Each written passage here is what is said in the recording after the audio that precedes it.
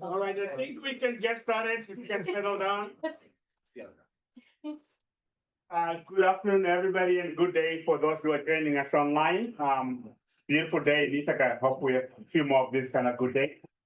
It's really a distinct honor and pleasure to introduce today a colleague from our very own campus, Professor Chris Barrett. In a way, it's a man who needs no introduction. And I was battling with how I introduce Professor Chris Barrett. So I'm just learning, he came to Cornell University in 1998. I took his class in 1999. I think that's before some of you were born, right? And ended up being on my PhD committee. And he's been at Cornell, where he's right now the Stephen B. and Janet C. Ashley Professor of Applied Economics and Management in the Dyson School. Professor Chris Barrett, you will all read his bio, so I will not really read and repeat most of the information that we have there. It could take half of this seminar, by the way. He's an amazing scholar. He's published 21 books, about 280 journal articles, 103 book chapters, and collectively he's got more than 63,000 citations, which makes him one of the top leading scholars in this particular field. When you look at ag-econ, development economics, food security issues, and poverty, he's one of the eminent scholars in this discipline globally. So we are really lucky to hear him speak to us today. His work has impacted many, especially those in the global south. And I think above all, what I wanted to emphasize, and Chris, I will embarrass you a little bit here, I think he does this because he cares about the subjects and issues that he works on. This is not just work for Chris. He really deeply cares about the issues that he does his research on. Beyond being an amazing academic, he's just an amazing development person and somebody who has really impacted many lives, mentored many scholars in this field, including myself. And so it's such a pleasure, Chris Barrett, to hear you speak and share your remarks. Over to you. Thank you very much, Ed.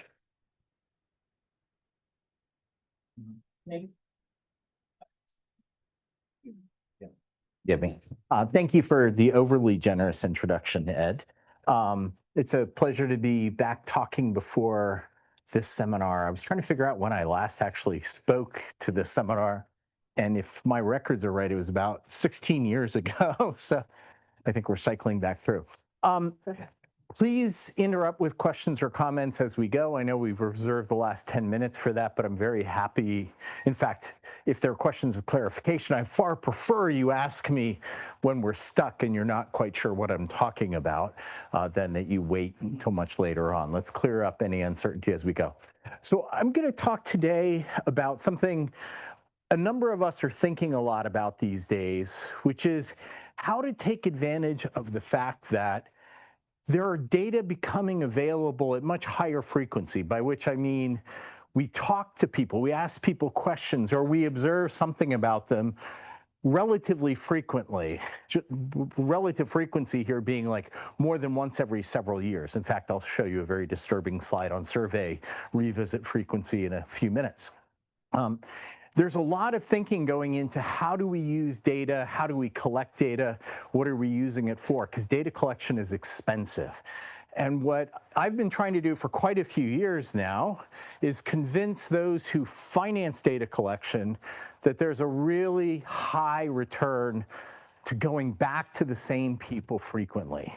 And not just over periods of their lifetime, which has high value, but going back to them frequently even during the year. So I'm going to talk about harnessing what I'll call high frequency data, and in particular high frequency longitudinal data, meaning visiting the same person over time, or the same household, or the same firm. Longitudinal meaning we observe the same unit over time, not just we're going and collecting data frequently. So I'm going to talk about its value for development and humanitarian purposes. And I think the place to start is just why do we collect data at all? Governments and various development agencies, humanitarian agencies, invest a lot in data collection because they need to be able to describe the world as it is and predict where things are going to be at some point in the future, depending upon what the planning horizon is. We researchers often think the purpose of data is for inference, to test hypotheses. What's the effect of intervention X, or how much growth, economic growth, was caused by the following thing? Those are inferential questions. Those are research questions. They are important for policy, but the fundamental foundational data of policymaking is descriptive. Just understanding what are current conditions, and it's predictive. What are likely future conditions? So the task of statistically representative observational data. Observational meaning we observe it, it's not part of an experiment. Statistically representative meaning we're trying to get something that is manageable to field, but can describe a broader population. So the purpose of statistically representative survey data, observational data, is largely description and prediction. But we can use it for inference, and we can do a lot more with it, especially when it's high frequency. As I said, I've been making this case for quite a long time. In 2010, after the 2008-2009 global food price crisis, which most of you don't remember because you were way too young, but there was this real catastrophe in 2008-2009. Multiple governments were overthrown in food price riots around the world. So Madagascar right now is in crisis. Its government was overthrown in January 2009 after people took to the streets because of high food prices and the investment that induced, taking a huge parcel of land in Madagascar and leasing it off to a foreign corporation, Daewoo, the Korean conglomerate. After this food price crisis, there was lots of concern about food security. So the journal Science dedicated an issue to food security themes. And I had a piece in that where I wrote the quote you see there: to direct scarce resources to where they can do the greatest good, actions must be guided by reliable information. Measurement drives diagnosis and response. And part of what I was trying to make the case for was high frequency data. I failed. So it took a long time to get people to start investing in this. Far more influential was Angus Deaton, a Nobel laureate in economics. Angus was really the intellectual engine behind what is now known as the Living Standards Measurement Surveys, LSMS. The statistically representative surveys the World Bank coordinates across the global south that provide its measures of poverty. So when you see some headline measure of X number of people live on less than $2.15 a day, that is coming from LSMS data and similar sorts of survey data. And Angus, in his work, and there's a direct quote here from his landmark textbook on analysis of household survey data, with improved measurement came improved analysis.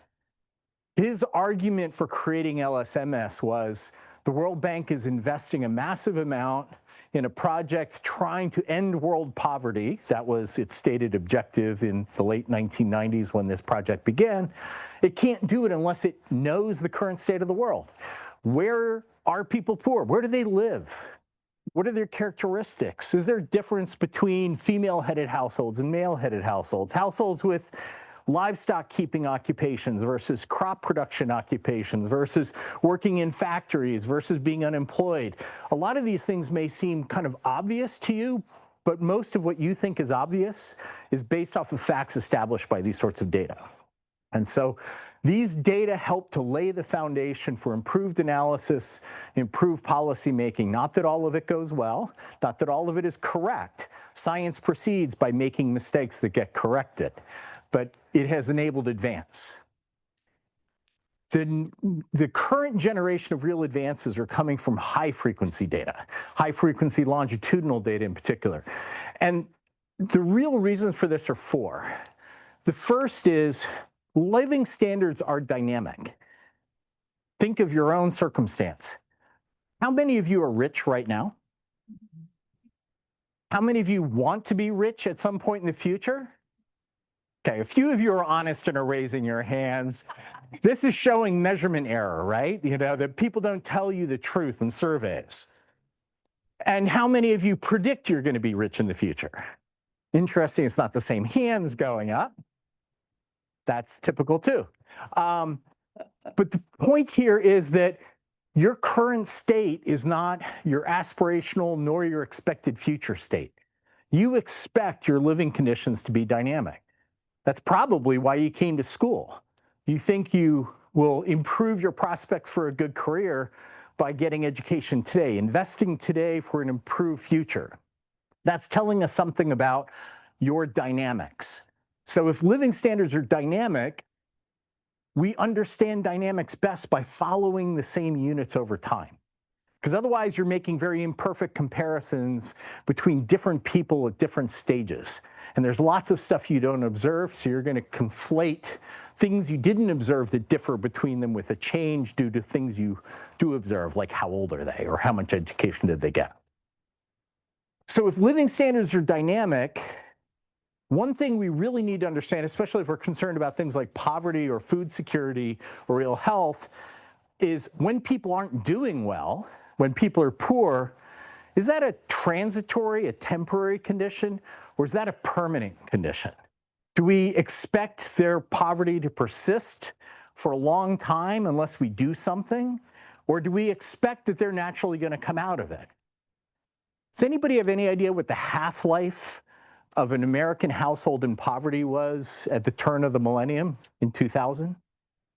How long from the moment a household in the United States became poor until half of them had exited poverty? 120 years. 120 years. It's a little high. Someone else want to guess? About 4 months. So a little bit less than 120 years. So 4 months was the median duration, median spell length, we call it, in poverty in the United States around the year 2000.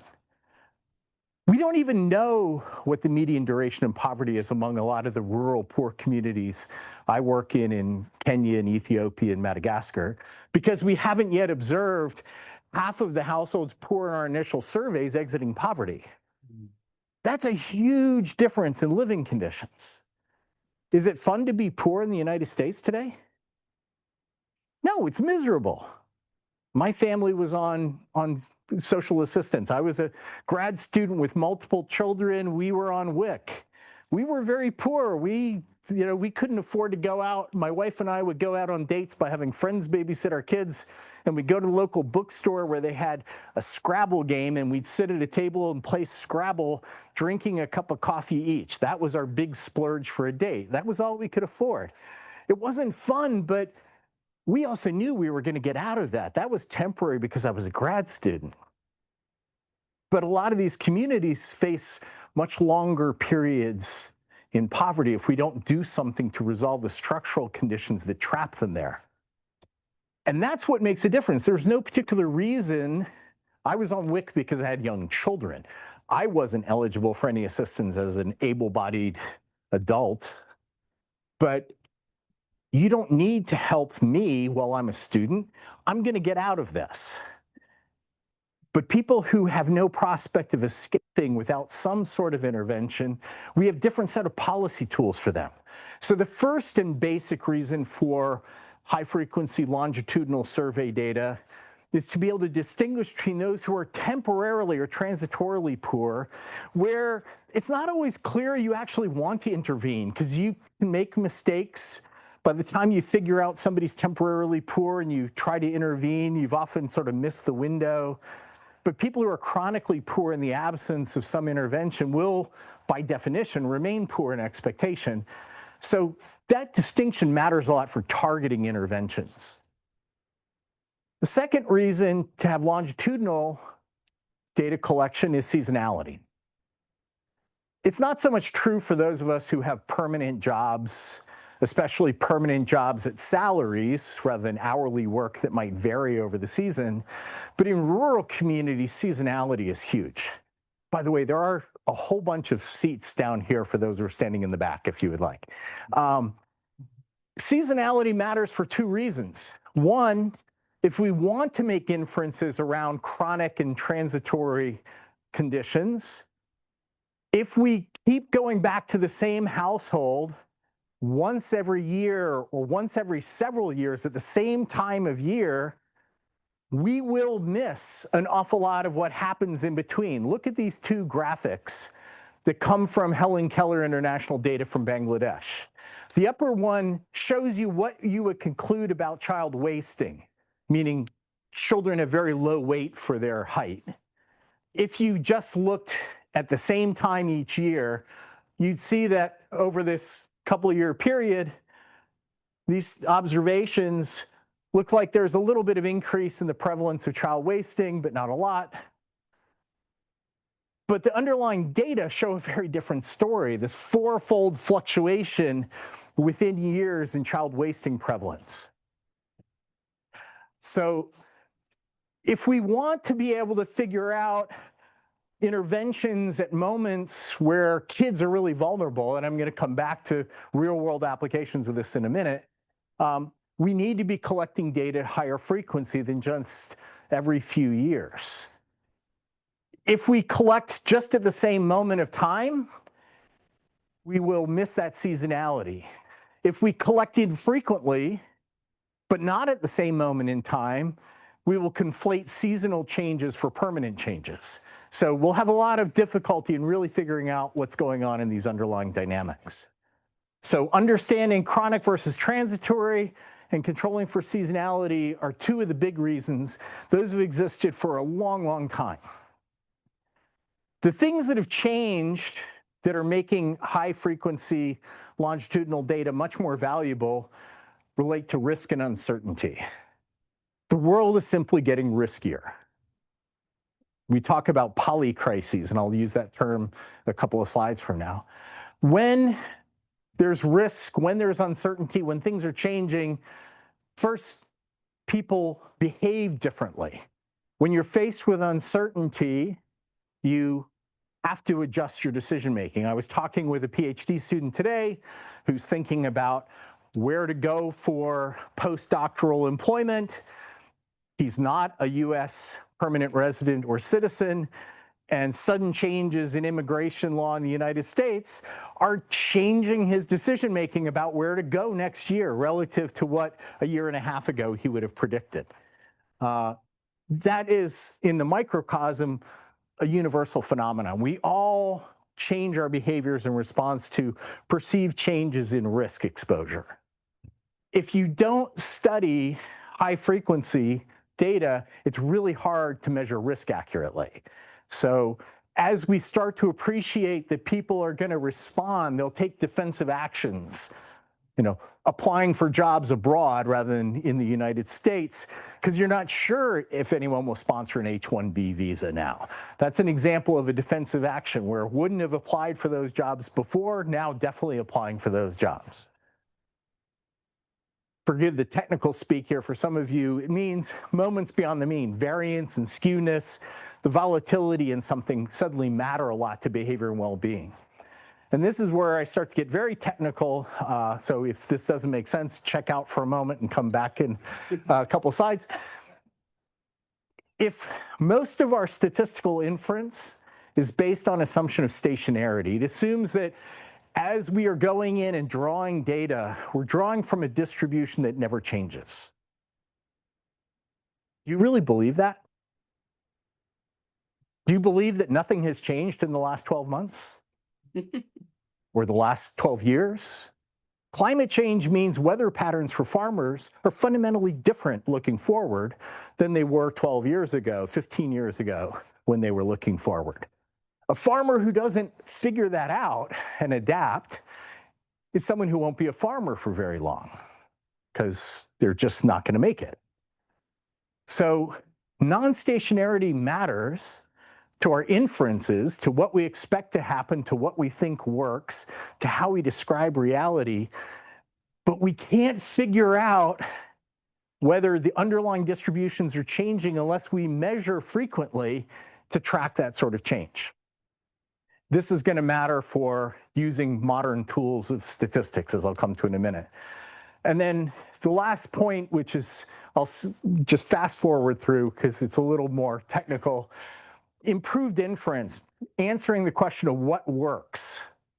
Seems a simple question. It's actually very hard to answer rigorously, but answering the question what works requires being able to control for a lot of confounders, a lot of things that happen in the background that we can't measure very well. Like the great confounder understanding what's the value of a Cornell education is what was going to happen to all of you if you didn't come here. We're never going to observe that because you're Cornell students. You chose to come here rather than whatever other college or university you were considering, or not going to college or university. Some of you may have even done better had you gone someplace else or not gone to college than you will do coming here, because you are so talented that we are just grabbing hold of your talent, putting a big red C on it, and claiming you as ours when you succeed later on. Some of you, I would like to believe, we're going to add value to. It's very hard to tease that out statistically if we don't observe people at multiple points in time. So we call this in econometrics, we call it fixed effects. Take care of the time invariant unobservables, somebody's sort of latent drive, their social and familial connections. There are also questions of internal and external validity that I'm happy to talk offline with grad students or faculty. Let me skip it since a lot of the audience is undergrads. We're in a polycrisis era, so this issue of risk and measuring more frequently is more valuable today than it used to be. It's more valuable because food prices have been going crazy. This is a plot of real, meaning inflation-adjusted food prices since January 1990 until August. So 2 months ago. Most people focus on the left side of this. Inflation-adjusted food prices around the world are up 50% since the 1990s. That's a lot. But the standard deviation, a measure of volatility, is up 150%. Volatility has increased even faster than the mean price has. You can see it in these big, this is the price spike I was mentioning before in 2007-8, another in 11-12, one right around the end of COVID and Russia's invasion of Ukraine. Same thing, number of recorded natural disaster events. Part of this is we measure better, and so there's more recordation of things that happened. We missed a lot back here. But nobody seriously believes that we aren't having more serious weather events than we had 100 years ago. So whether it's weather, whether it's prices, there's more conflict on the African continent today than there has been in my lifetime at any other moment. Whatever dimension you like to think about risk, it's happening. You know, you've just lived through a big pandemic. That was my first pandemic. I'm 61 years old. So in a polycrisis environment, it becomes hard to distinguish humanitarian assistance, saving lives, saving livelihoods in a moment of crisis, from the long-run development project. Because shocks are disruptive. They cause people to change their behaviors. People lose stuff. Houses get washed away. Livestock die of disease. Family members die of disease.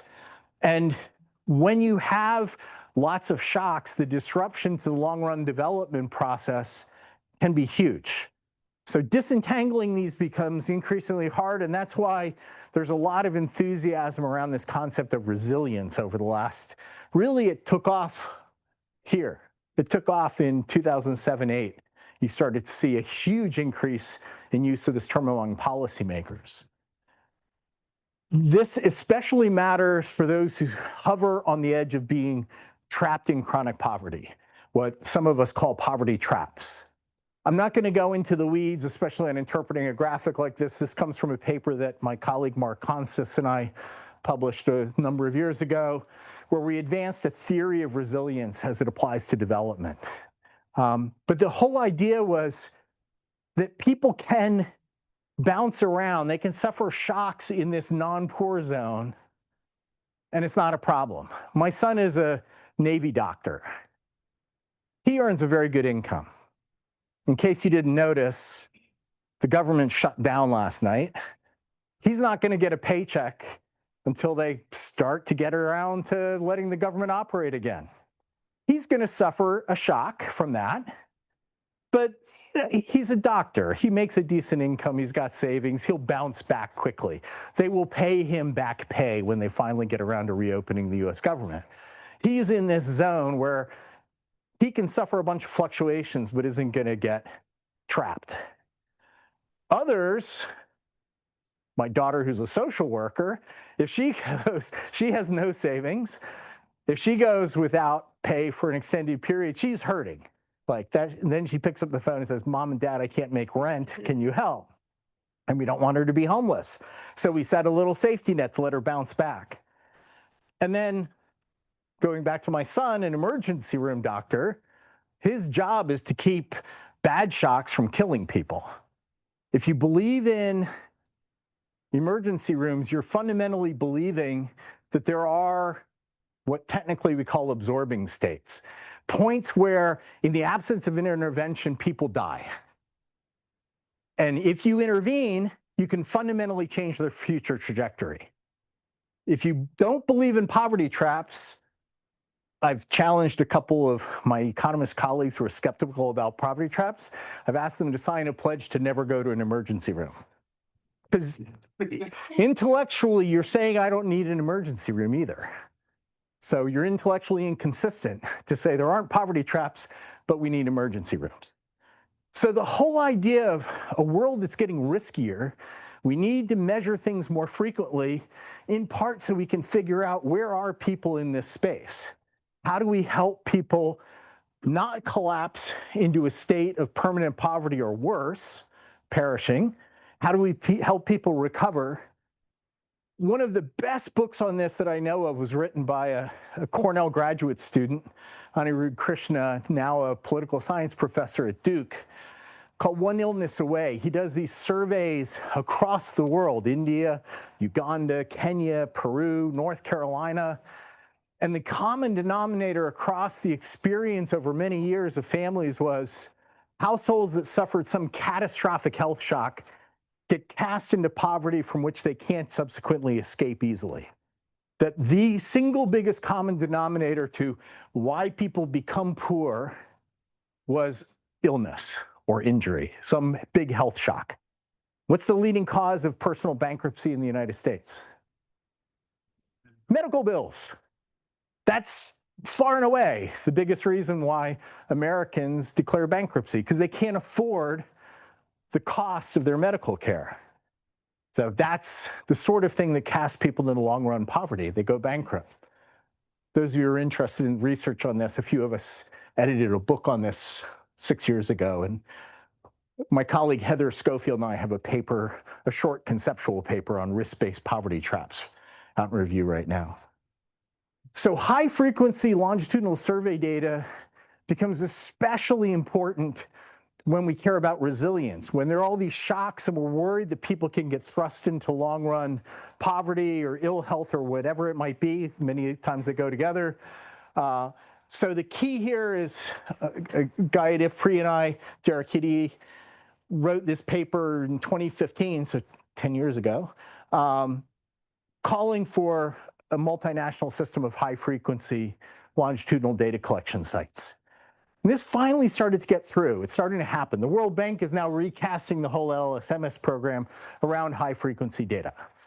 So this is kind of breaking news. They're just starting to implement this. The problem is that's not what we've been doing.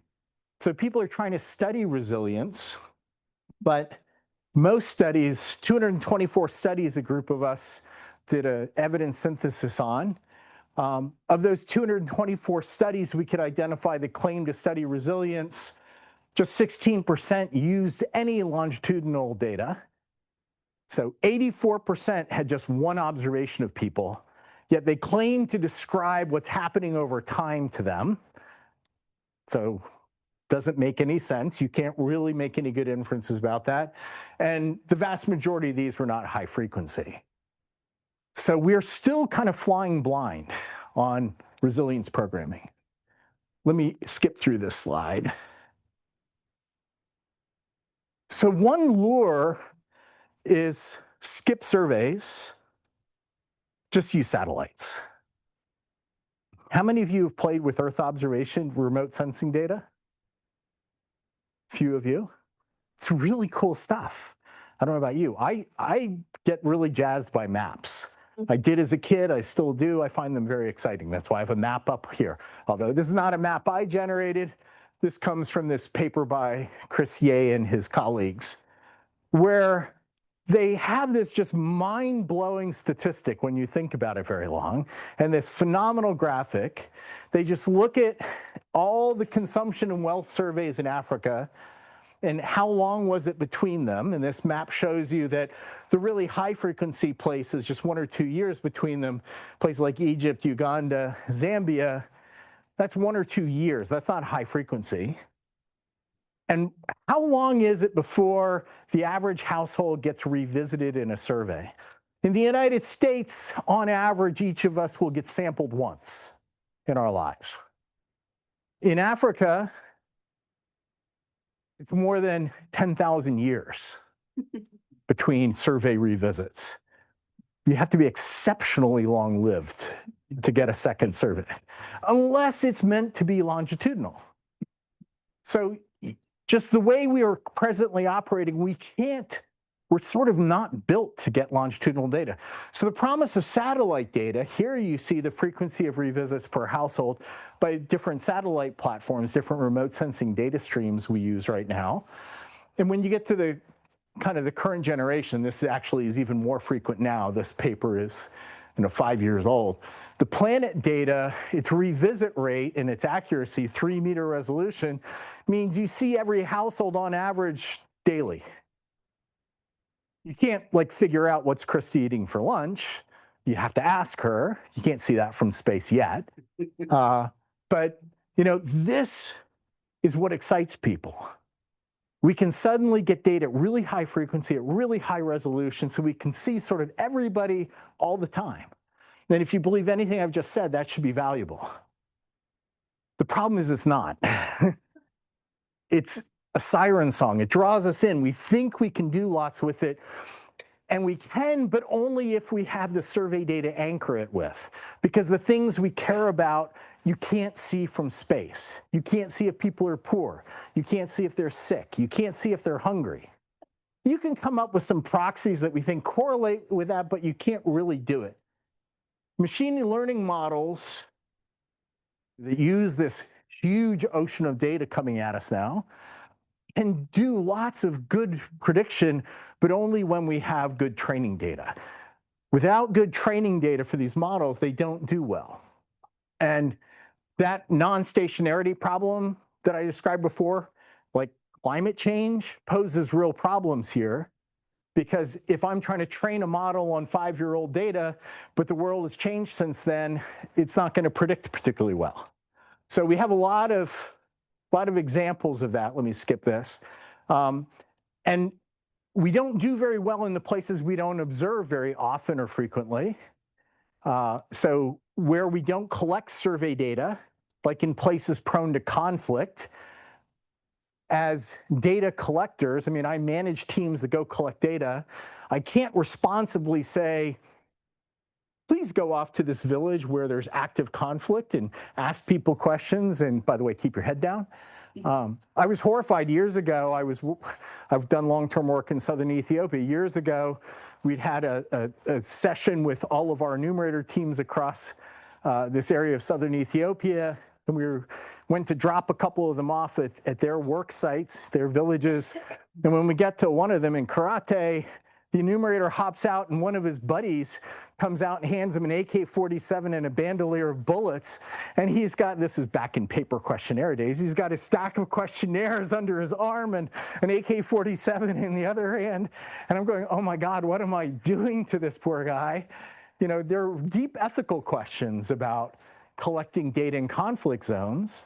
But if we don't collect data in conflict zones and we try to predict what's going on there off of data in places that have no conflict, you shouldn't be surprised we get it wrong a lot of the time. It's like the same problems we have with pharma trials run on one population, but then you try to use those to figure out what works for a different population. Drugs only trialed on men that are given to women, pregnant women. Lots of things can go wrong. We have the analog here with data use, where we don't collect good data. Let me skip reproducibility and that. So this can work, though. Liz Tennant, who's sitting in the back, has led a really exciting effort using high-frequency data that our colleague Joanna Upton's been leading the collection of in Malawi for a number of years. And the World Bank was interested in, can you use those data and Earth observation data, that's what EO means, to nowcast, to predict what's the current state. We aren't asking people right now, but given we asked them just a few months ago what were things like, and we can see how green the Earth is right now, we can see how much precipitation has fallen, can we predict their current food security status, FCS, food consumption score, or household hunger score? Could we even predict whether kids drop out of school? The answer is we can do really well on some things. Food security, we can nowcast really well, actually, very high rates of accuracy. Can't do it very well at all for dropouts from school or even illness for kids. This is just telling you kind of different algorithms for doing it. Ignore that. We're doing this in Kenya with the National Drought Monitoring Authority, where they have for years been going out and taking the mid-upper arm circumference of kids, a very good predictor of wasting, of acute malnutrition among kids. And what we found is if you use those data to train machine learning models in Earth observation, you can generate quite good forecasts, actually. So that 9 months out, I can predict at ward level, where is there likely to be a high prevalence of child acute malnutrition 9 months later. Each of these polygons is a ward. Red means higher than 15% prevalence. This is the same prediction 6 months later. So these communities, which we thought might be at risk, are no longer at risk, but these two continue to seem at risk. And when we look at the actual realizations, they were spot on. We got every single ward in the country right. This is the sort of thing you can act on if you're a government. If you know 6 months out, where are there going to be a lot of kids who are suddenly hungry so that we can get relief food in there? If you give a government, a responsible government, 6 months notice, they can act. If we just do this off survey data, you can tell them a year ago you had this many malnourished kids in this place. You can't do anything about children a year ago. There are other nice features about these types of models. They actually work best when you most need them to work. They don't always work well, but they work really well when things are rough. And let me actually fast forward. Yeah. We're on the cusp of setting up anticipatory financing. So these models, the Kenyan government is going to later this year start making cash transfers on the basis of these predictions, which we'll be able to then evaluate when we, for those who understand the language, when we use synthetic controls, we use a blend of all the other places. Do we measurably change the arc of malnutrition in those places by getting mobile money into their mothers' phones when we can start to predict that a lot of those kids are going to be in trouble if their families don't do something? We can also use high-frequency data to do things like design drought contracts. So a group of us 15 years ago now, one of Ed's best friends ran this program, a brilliant Kenyan PhD from Cornell named Andrew Mude. We developed something called index-based livestock insurance. Loss of herds is the main source of collapse into poverty in dry lands in Kenya and Ethiopia. Those places I was telling you, like the AK-47, that's the dry lands of southern Ethiopia. That's right there. We use these high-frequency longitudinal data to design a financial contract, literally a European put option for those of you who know derivatives, a put option on greenness on the rangelands, because we found it predicted really well herd mortality rates. If the grass goes brown, animals don't do as well. They get thinner, they lose weight, they don't calve. If they calve, they don't lactate. Bad stuff happens. We could use the high-frequency longitudinal data and the satellite data streams over 30 years to price that risk and turn it into an insurance contract that commercial reinsurers would underwrite. So we could take drought risk from East Africa and push it into European capital markets. So that's what we did across these pilot areas in 2010. We launched the same thing in southern Ethiopia in 2012. It's all written up in this open access book if anyone's interested. This is now scaling out across Somalia, the rest of Kenya and Ethiopia, Djibouti. Products exist in Zambia. It underwrites sovereign drought insurance in Mauritania. This is all because of high frequency longitudinal data. Use these data, you can design products that can help solve people's problems. I just mentioned this where we're trying to do anticipatory cash transfers. Yeah, sorry. So let me stop there. I'm past time where you wanted to end. So I'm happy to take questions or comments. Tell me I'm crazy. Perfect timing. We have about 10 minutes for Q&A discussion. So if you can make your question, if you introduce yourself, let's start right here. And please we take one question at a time so you can respond to it. Go ahead. Hello, can you hear me? Okay. Hello, thank you for your presentation. My name is Irene. I'm from the Brooks School. I'm a master's in public administration student. I was curious because you were providing examples of graphs for what dictates a non-high frequency versus a high frequency, but I was a bit curious as to how frequent data collection has to be to actually be considered high frequency longitudinal data. Is it several times in a month? To what point? To what end? I just didn't get that part. You don't have a good answer. Oh, okay. Okay. Clearly, frequency is not every second or third. Go back, think about that. Africa, way back when.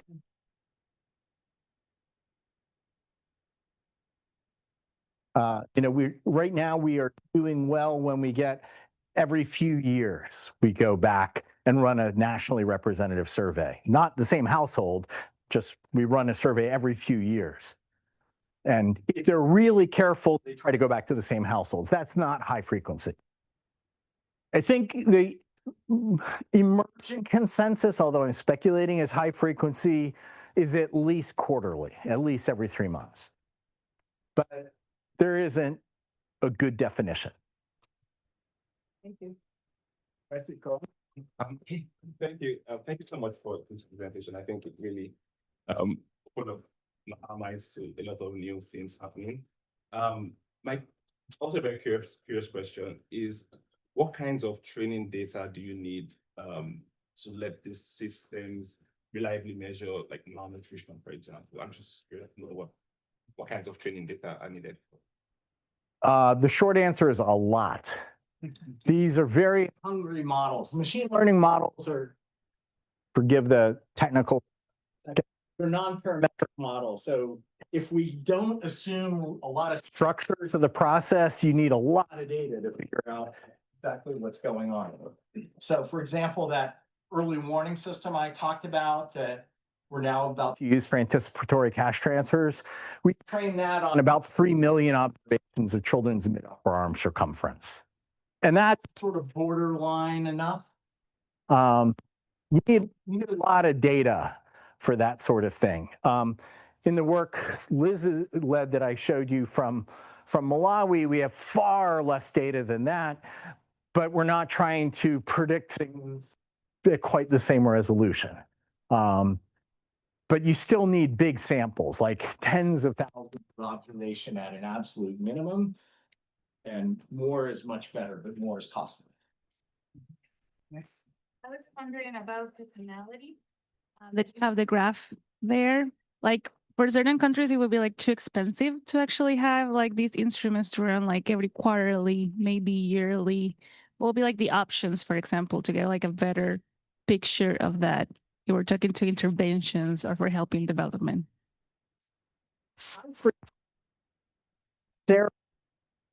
Low frequency. The data Liz and team were using from Malawi is monthly. Malawi is a very poor country. They have a very light survey instrument collected by a resident in the village, so you're not paying lots of transport, you're not paying high capital city salaries. There are ways to make this work without overburdening either the the fiscal authority for something super expensive or overburdening survey respondents that I don't want to talk to you for 3 hours once a month. It can be done. Next question. Hi, my name is Unique Mackey. I'm an MPS student in Global Development Department. Thank you so much for being here today. And this might be an extension of what you were hinting at the end of that statement there. But I was curious about this theory of resilience and whether or not your resilience and like the living standards that you have could be used to like supplement some of the survey data that you need to like make the technology that you're talking about, right? Can you elaborate a little bit? Not 100% sure I'm following. Yeah. So like you talked about like the theory of resilience and how like it's rooted in like living standards and risk aversions and whatnot. So with like this again, this model evaluates the some of the Yeah. Now, resilience measurement is heavily contested. Workspace, all of us pointy-headed wonks. You don't, yeah, to be clear. I have strong opinions on it, but that doesn't mean that they're widely accepted. It means I hold those opinions. In terms of what those measures are, and yeah, just like we right now test, I was on because I satisfied very specific measurable criteria. I had children certain ages, had income a certain threshold, had asset holdings below a certain threshold, I was eligible. And then they would measure my children. We'd bring them in and they take blood and see what their iron levels are, and they check their weight and their height and all that sort of stuff. In principle, you can do that with other forms of measurement to try to build resilience among a population you think is vulnerable. And that's precisely where some of us are trying to head. We're still quite a long ways from that point. I have a question as well. I'm not using my mic as a feedback. So you speak of a lot of remote sense data, but we also know there's a lot of data being generated as more and more systems are digitized and more people are using mobile phones.